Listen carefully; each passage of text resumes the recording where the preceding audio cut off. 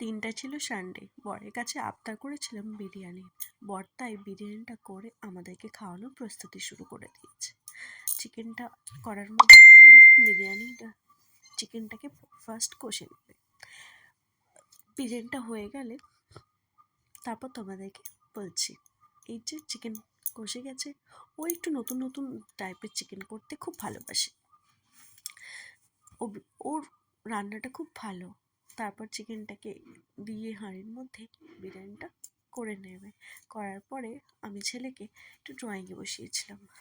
এই যে বিরিয়ানিটা ওইদিকে ও বিরিয়ানি করছে আর আমি একটু ভিডিও করে দেখিয়ে দিচ্ছি। তোমরা আমার চ্যানেলটির পাশে থেকো, আর ভালো লাগলে একটা লাইক আর সাবস্ক্রাইব করে আমাকে ধন্যবাদ। ভালো লাগলে আমার ভিডিওটিতে একটা লাইক করে দিও।